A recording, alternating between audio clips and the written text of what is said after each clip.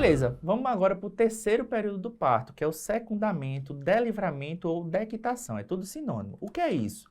É a saída da placenta, tá bom? Nada mais é do que a saída da placenta. Pessoal, nessa fase do parto, geralmente a placenta ela sai entre 10 e 20 minutos após o nascimento do feto. A gente considera prolongado se isso durar mais do que 30 minutos. Alguns autores recomendam que a gente só intervenha depois de 1 hora, tá? Se não houver a saída da placenta, tá? Nessa fase, a gente tem a recomendação que seja feito o chamado manejo ativo do terceiro período do parto. O que é isso? É um conjunto de medidas com o objetivo de reduzir os casos de hemorragia pós-parto. A Organização Mundial de Saúde recomenda o manejo ativo, tá? Mas a diretriz brasileira diz que a gente tem que discutir, porque realmente ele reduz a hemorragia, mas essa redução não é tão significativa e a gente vai fazer algumas intervenções na mãe, então isso precisaria ser discutido com a mãe. Já a Organização Mundial de Saúde diz que é para fazer porque reduz a hemorragia pós-parto, tá bom? Veja só, pessoal, o que é que consiste o manejo ativo?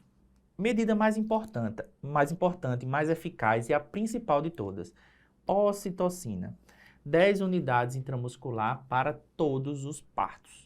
Então, o bebê nasceu, 10 unidades, 2 ampolinhas de ocitocina por via intramuscular, sem diluição. Aspira 2 ampolas e faz, tá bom? Além disso, quando a placenta começar a apresentar sinais de separação, começar a ter aquele sangramento, a gente faz uma tração controlada do cordão umbilical e coloca a mão aqui em cima, ó, fazendo uma pressão ali suprapúbica para estabilizar o útero. Isso é chamado de manobra de Brand-Andrews, tá? Além disso, o que é que faz parte ainda mais do manejo ativo? Clampeamento oportuno do cordão umbilical, em geral depois de 1 minuto do nascimento.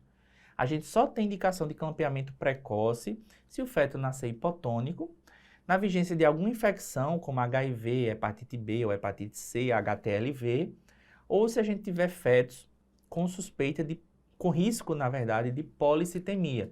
Então, fetos macrossômicos e fetos restritos. Fora disso, o clampeamento é tardio, tá bom? Beleza.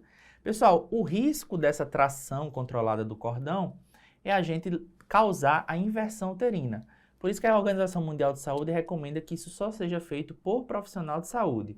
Porque se houver a inversão uterina, a gente tem que fazer essa manobra aqui, que é a manobra de TACS, onde a gente coloca a mão do fundo uterino, tá? E vai fazer a desinversão do útero, vai colocar o útero de volta no lugar e depois fazer a ocitocina para o útero permanecer naquela posição, tá bom? Essa é chamada manobra de TACS. E além disso, tá? Aí já não faz mais parte do manejo ativo do terceiro período, a gente vai fazer a revisão do canal do parto e correção de lacerações que tiverem ocorrido, tá? A gente classifica as lacerações em graus, beleza, pessoal? Então, a laceração de primeiro grau é aquela onde só lacerou a mucosa. A laceração de segundo grau, além da mucosa, pegou a musculatura perineal, tá? Então, tá aqui, ó, laceração de segundo grau. A de terceiro grau atingiu o esfíncter anal. Aí ela é dividida em A, B e C. A, menos de 50% do esfíncter anal externo. B, mais do que 50% deste mesmo esfíncter. E a C, o esfíncter anal interno, tá bom? E a de quarto grau é aquela que abre a mucosa retal, tá? Então, une a vagina com o reto, beleza? Pega tudo ali a laceração, certo? Essas lacerações, elas são suturadas com fio absorvível, em geral catgut, tá? Simples ou cromado, em sutura contínua, tá certo? Então, pessoal, como é que a gente faz a tração controlada do cordão no delivramento da placenta? Então, vamos ver aqui, ó. A gente coloca essa pinça bem próxima do períneo, tá? E aí, a gente apoia a mão lá em cima, faz a manobra de Brand-Andrews, e com a outra mão a gente faz a tração lá na pinça, com 2 dedinhos lá, ó, tracionando. Tá? E a gente vai fazendo essa tração controlada, associada com a manobra de Brand-Andrews, e a placenta vai descendo. A gente pode, à medida que a placenta for descendo, reposicionar a pinça, tá? Porque, inclusive, a pinça serve para a gente ter uma noção de que a descida, a saída da placenta está ocorrendo. À medida que a pinça vai descendo, é porque a placenta está saindo. Então, a gente reposiciona a pinça e vai. Quando a placenta começar a se exteriorizar, a gente vai fazer essa rotação da placenta, que é a chamada manobra de Röntgen. Então, a gente vai rodando a placenta para que todas as membranas fiquem juntas e não fique nenhuma membrana lá dentro. E aí, no final, a gente olha a placenta para ver se saiu a placenta completa, se não ficou nenhum pedaço, e faz uma revisão ali do canal do parto para ver se tem alguma laceração, tá bom? Bom, pessoal, então, tudo isso a gente faz para evitar que a hemorragia pós-parto aconteça. Mas se ela acontecer, a gente classifica a hemorragia pós-parto em primária, aquela que acontece nas primeiras 24 horas, e secundária, aquela que acontece depois das primeiras 24 horas. A hemorragia pós-parto, em relação à assistência ao parto propriamente dita, é a primária, essa que interessa a gente. E aí é importante a gente lembrar de um conceito, que é o conceito da hora de ouro, que ele diz o seguinte, que se houver uma hemorragia pós-parto, a gente tem que ter o controle feito ou muito avançado na primeira hora após o diagnóstico, tá? Porque depois disso entra em campo aí a tríade letal do choque, composta de coagulopatia, acidose e hipotermia, e aí o prognóstico piora demais, tá certo? Como é que a gente define hemorragia pós-parto? Se tiver uma perda de mais do que 500 ml de sangue no parto normal, ou mais do que 1000 ml após uma cesariana, se houver qualquer instabilidade hemodinâmica, e a gente também pode chamar de HPP maciça se houver uma perda estimada em mais do que 2000 ml, se a gente precisar transfundir 4 concentrados de hemácia ou mais, se tiver uma queda de mais do que 4 pontos, tá? E na hemoglobina da paciente ou se ela tiver distúrbio da coagulação, tá certo? Pessoal, quais são as causas de hemorragia, tá? As causas são chamadas 4 T's. A principal de todos é o tônus uterino, é a hipotonia, é a ausência da contração adequada do útero no pós-parto. Isso responde por 70% dos casos. É por isso que a gente faz o chamado manejo ativo, como recomendado pela Organização Mundial de Saúde, tá? A gente tem outras causas de hemorragia pós-parto. Em segundo lugar, o T de trauma, são as lacerações do trajeto. 20% dos casos. É por isso que a gente faz revisão sistemática. Depois do parto, a gente olha se tem alguma lesão, tá? Depois, a gente tem o T de tecido, restos placentários. É por isso que eu recomendei para vocês que sempre depois do parto, a gente tem que olhar a placenta e as membranas para saber se saiu tudo, tá bom? E o mais raro deles é o T de trombina, que são as coagulopatias, que geralmente é um diagnóstico de exclusão. O tônus está bom, não tem laceração do trajeto, não tem restos placentários, a paciente ainda está sangrando. Aí o sangramento por coagulopatia é menos de 1% dos casos, tá certo? Bom, pessoal, eu vou falar aqui do tratamento da hemorragia pós-parto por hipotonia uterina.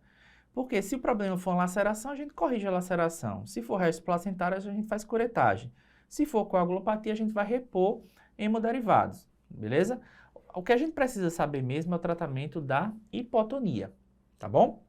Então, pessoal, o tratamento, você fez o diagnóstico de hipotonia, imediatamente você começa a massagem uterina, tá? A massagem bimanual.